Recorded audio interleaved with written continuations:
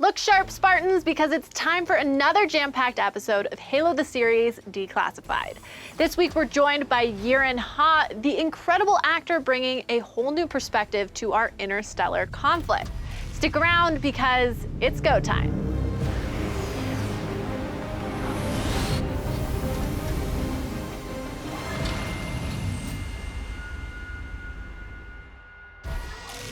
Welcome back to Reach, everybody. I'm Sydney Goodman, and this is Halo the Series Declassified, where we drill down into the big moments of each new episode of Halo.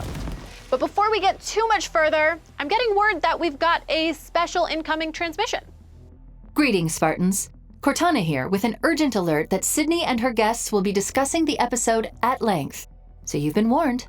There are spoilers ahead. Best of luck out there. Thanks, Cortana. Isn't she always such a delight? But I do hope you take her advice to heart more than Master Chief does, because she's absolutely right. We're not holding anything back. Episode 7 was all about Kwan Ha, the young rebel from Madrigal who has found herself to be the only person capable of saving her beloved homeworld from the clutches of the tyrannical maniac called Vinsher. Take a look. You just have to be difficult. Me? You should talk. Damn it. Let's move. Kwan Ha, last of the Ha's, the pernicious hour is at last upon us. Joining me today is Madrigal's savior and one of the most exciting new additions to the Halo mythology. Please welcome the amazing Yerun Ha. Hi, Yerun. Hello. Hi. Thank you so much for having me today. I'm really excited to be here. Yeah, thanks so much for joining us on Declassified. Let's just jump into it. So, as I mentioned, Kwan Ha is a character new to the Halo mythology. Yeah. Is it freeing or intimidating as an actor to have an original character in a series within an established and beloved universe? At first, it was really intimidating for sure, just because I know, there's so many fans and people are so passionate about the games. Rightly so, because it's, a great story. Master Chief's a great hero. But then it kind of got to the point where I just kind of had to focus on my character and my character's arc and her journey. So when I actually started to initially, do all the work and all that kind of stuff, it was really freeing and creatively fulfilling to kind of just talk with the producers, the directors, how they kind of want to pitch Kwan and kind of her journey and everything. Towards the end, it got a little bit more fun. So Kwan is kind of the first thing we see in the series. How does it feel to have that responsibility? Kwan first. When I read the script, I was like, really? I was like, you don't want to see like Master Chief's like amazing kind of, face and all that kind of stuff. But no, they wanted to start with Kwan. And I think, the circumstances they put her and her friends in, or it sets the tone and the stakes of the show and just how urgent everything is. Like, the planet is in a lot of stress. There's a lot of war going on. So I think that's maybe why Kwan started off the show. Well, absolutely. And to piggyback off of that, I mean, Kwan kind of represents how this interstellar war impacts everyday people, right? So from Kwan's perspective, what does the UNSC and the Spartans represent, and how does that evolve from episode 1 to episode 7? Yeah, it's really interesting because I think the UNSC government kind of embodies a lot of today, like politicians and all that kind of stuff, and people who are just greedy for power and they don't actually really care for their people, which I think the UNSC body is to, the people of Madrigal, and which is why my dad, Yerun Ha, is fighting so hard to gain independence from them. And also the Spartans are people who, to certain people, they look like humanity's greatest weapon, but then to me they're people who have killed my mother and who have been murderers. So it's kind of like this interesting relationship. I'd say the government body definitely has a more negative intention, whereas the Spartans are, you kind of like, what's their moral line? You don't really know where they quite sit. Well, and when we see that kind of dream sequence in episode 7, and obviously Chief is there, where was Kwan's head at seeing Chief there? Was it like a sigh of relief that it's like, oh, something familiar? Like, we saw Chief and Kwan earlier in the season, kind of Chief, for lack of better words, represented this redemption for the Spartans, maybe in Kwan's eyes. So at this point in episode 7, where she sees Chief again, like, what is she feeling? I think in episode 7, she is feeling, even though they had a really brief interaction, Master Chief saved Kwan, so I think it's kind of like feeling a little bit of home in a weird, strange sense, and kind of this familiar figure. She's lost everyone that she kind of loves and she's all alone. So I think seeing Master Chief there in a dream, it's like, oh my God, am I okay? And then obviously later realizing the intentions for why he's there. Definitely at the initial point feels like a bit of home, of safety net for her, for sure. And you mentioned loss, and I mean, we don't get to see the perspective of civilians in stories about conflict on this scale that often. Why do you feel it's important to see things from this point of view? I think it's, reality. The world can be such a cruel, cruel place, and people can be really cruel to one another.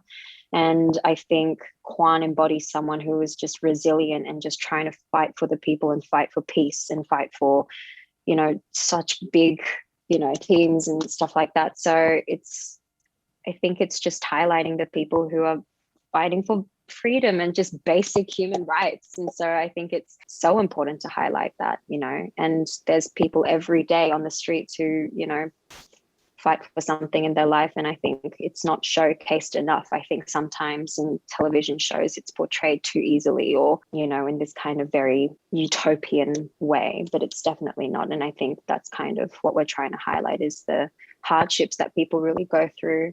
Yeah, and I think it's very important to tell their stories. Yeah, and I mean, episode 7 really is Kwan's episode for a lot of reasons. And I just, oh my gosh, thinking about it, I want to get emotional during that dream sequence specifically when you finally see her get to be a kid again and kind of totally put down that facade that I think is who Kwan is, right? That ambition and determination.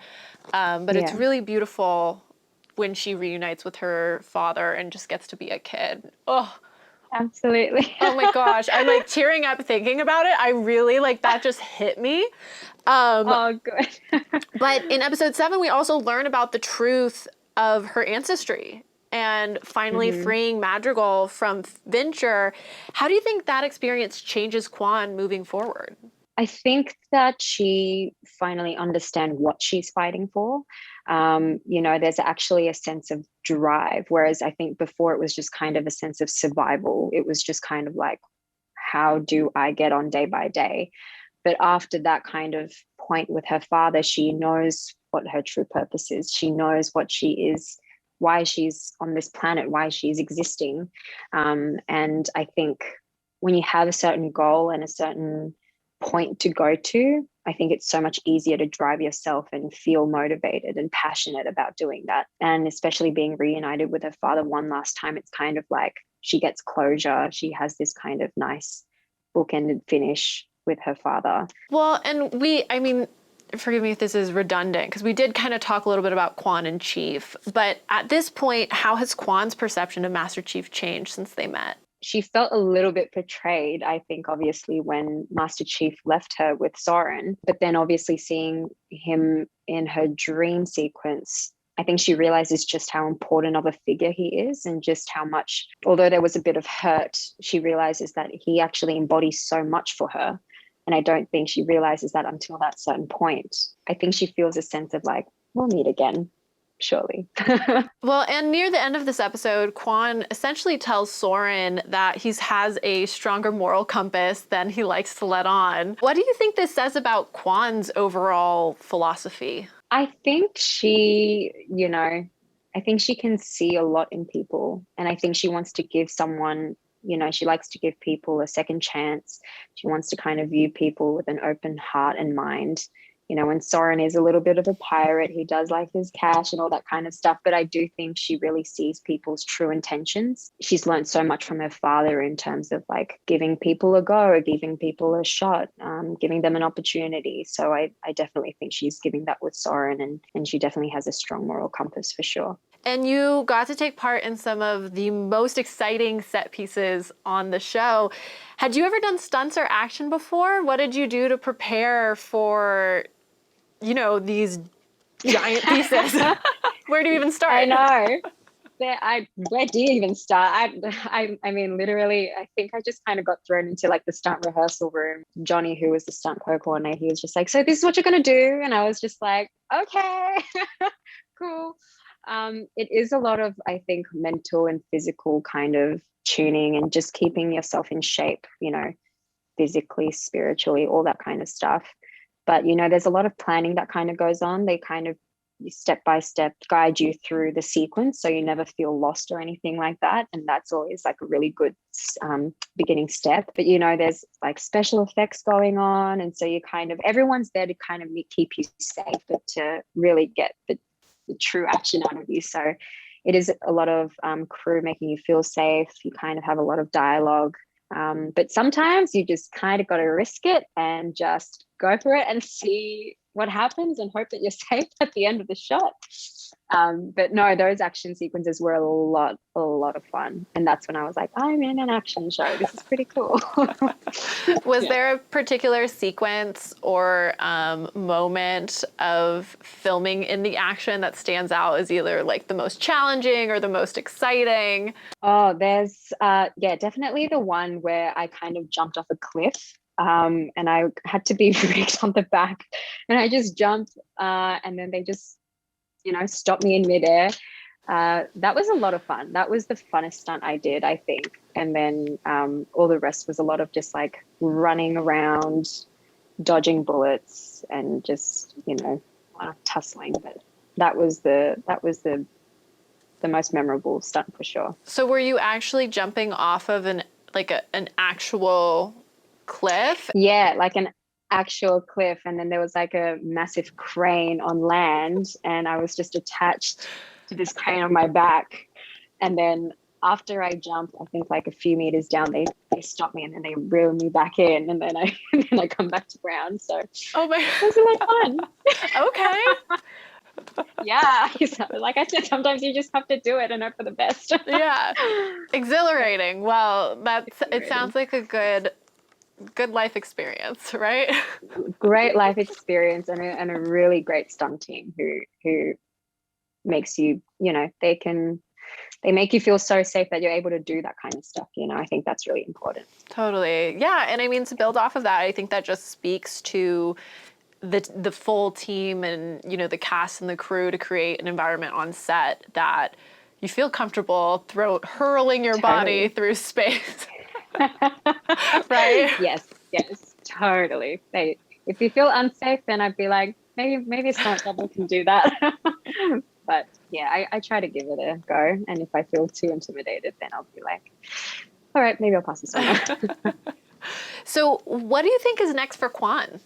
Oh, what do I think is next? I mean, I don't even think I can spoil anything, because I'm still not quite sure, but I definitely think the next step forward is finding her army, similar to her father, kind of starting from square one, finding her people, finding the resistance. The next step is really fighting the UNSC and really freeing Madrigal and making sure that she follows her father's footsteps and actually succeeds. Hopefully that's what happens for Kwan. Yeah, the fall of Insure, the job's not done yet. No, there's still more. Insure was just the tip of the iceberg for sure. No rest for Kwan. Well, Yerun, thank you so much for taking the time. It's been so lovely to see Kwan's journey through this season. Thank you so much. Thank you. I really appreciate it.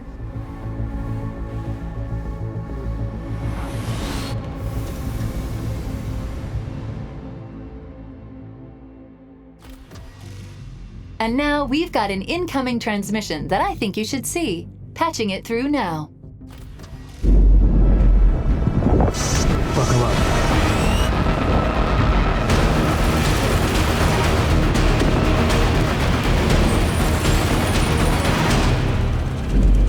All right, shooting next time.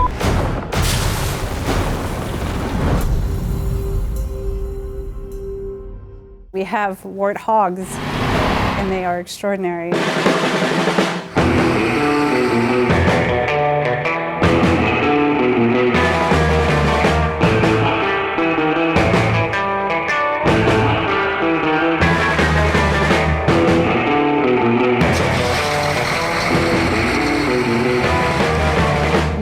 anything Halo without warthogs. We created 3 of them. In my episode, we're gonna see the Master Chief in the Warhawk driving to the desert, driving to the forest.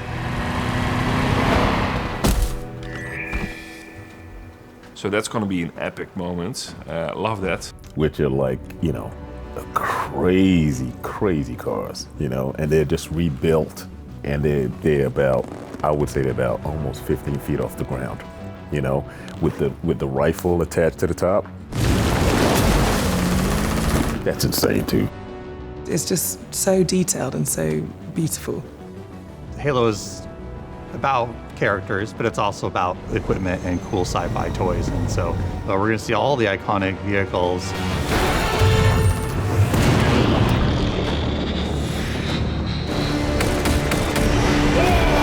We have the Condor, we have variants of the Condor, and the Condor is huge. Sitting here in John's Condor, which is his main ship. It transports troops. It's a good fighting machine. Mostly it's with how they drop off the Spartans to go do battle on different planets around the galaxy. We are on the Super Condor. Say hi. Here, let's take a look inside the cockpit. This is the cockpit of the Super Condor. Spartan size.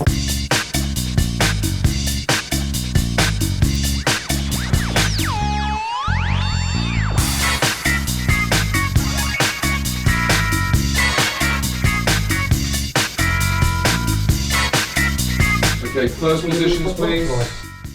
To be honest, Kwan doesn't really play with a lot of the props. She's someone that speaks with her words, but I guess the Condor has been pretty amazing because it's on like a gimbal, so it feels like I'm on like an actual spaceship, and I'm just like, oh my god, this is so cool. Light and gimbal, gimbal, gimbal, gimbal, gimbal. No.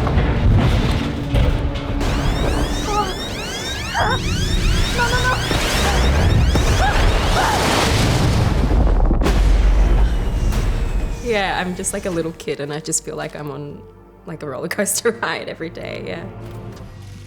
Stay tuned, Spartans. There's something very special coming up next. Hey nerds, I'm Will Wheaton, and this is a subspace communication from the set of my show, The Ready Room, the official online hub for all things Star Trek universe. I am thrilled to join you to talk about Halo today.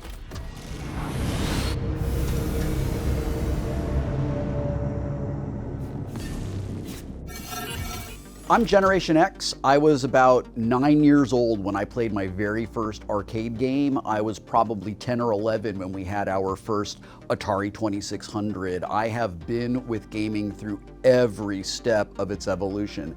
The very first first-person shooter game I played was Doom. I think that's fair for a lot of us. Then it was Unreal Tournament. And then when Halo dropped in, I want to say the early 2000s, it fundamentally changed everything. This played on a console. It was more affordable than building out a PC to run the high graphic versions of the PC-based shooters of the day. And the world was beautifully realized. There was incredible lore. I remember playing 4-player death matches, all using the same screen. Just a moment to stop and remember every time we screamed at our friends, stop screen cheating, when we were playing Halo in the early days. So I have always felt an affinity for and a connection to Master Chief. Obviously, that is the character we play through the games. But there's nothing I love more than throwing a sticky grenade onto a grunt and watching it go, ah, and run away and then blow up. It's never not funny to me. But in a world where everything is terrifying and every enemy is just so much more powerful than you are, even though you're the Master Chief, these little creatures just being ridiculous and humorous about it, I thought was just a wonderful, just disruption to the general tone of the game and really memorable humor in a place where I don't think humor was something any of us were expecting. I think Halo endures now in a way that like maybe Doom and Unreal Tournament do not, because it has really been supported by so much media and so much storytelling. It's just a world that inspires creative people to tell stories inside of it.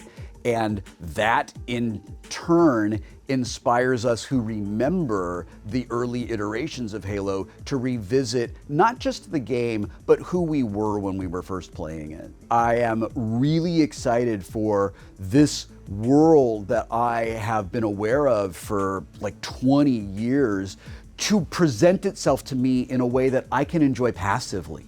That I can sit on my couch and I can experience this story and I can witness this world in a way that does not involve me trying not to get killed by a 12-year-old on the other side of the planet while I'm doing it. I see this as a possible way for people to move from Star Trek to Halo and for people to move from Halo to Star Trek. It is a big, gorgeous world full of all kinds of science fiction.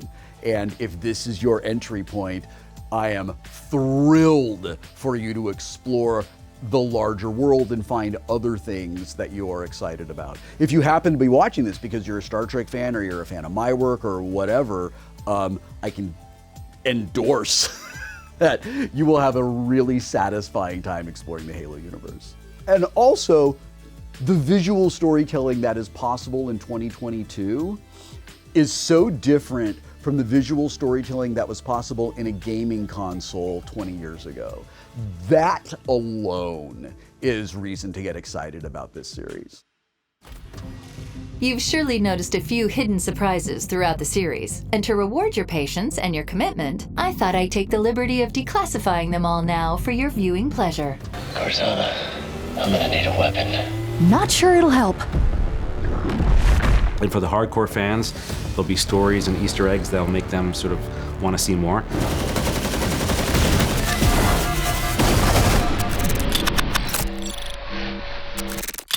Hanging out with the aliens will change you, brother. Looks like a jail, but it's not. It's a refuge for them.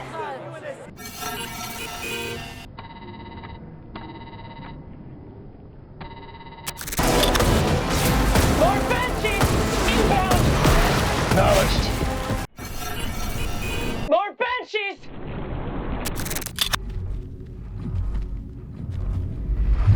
Assessment report. Cave Network does not appear to be a natural formation. Cave Network does not appear to be a natural formation.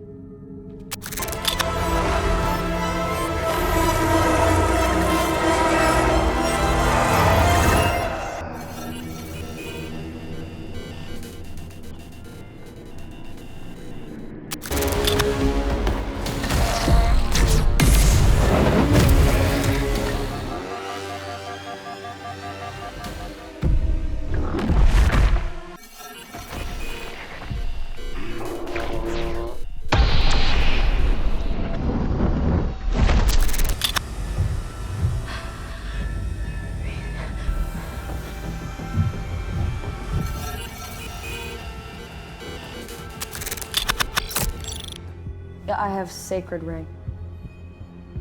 Look. Sacred ring. Halo.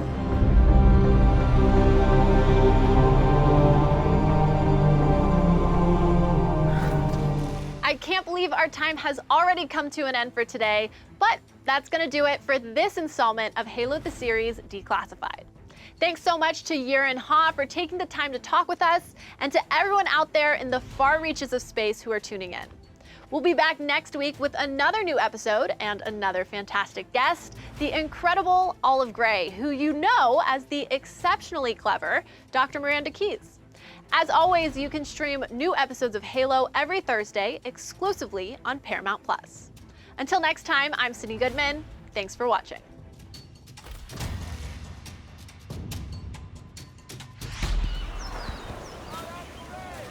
I saw you. On the ring. I saw you too. How did you do that? I don't know, I let go. That's incredible. So that's it. It's the Halo. I'm sure of it. I felt a connection to it my entire life. It's like a yearning for home. You brought us there. What is it, McKee? And why did the Covenant want it so bad?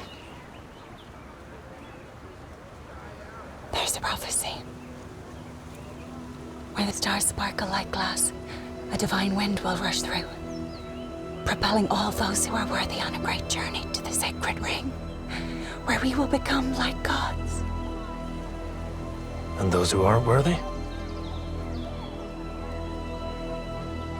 Cleansed.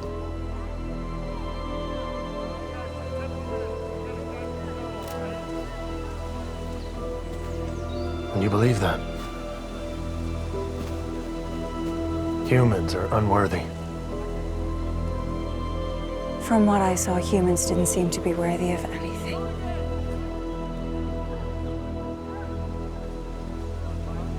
I've only seen fragments from my childhood. But what I saw, what I felt, was goodness. I saw a capacity for hope, love. There is something within us. Something special in humans, something sacred, something worth protecting.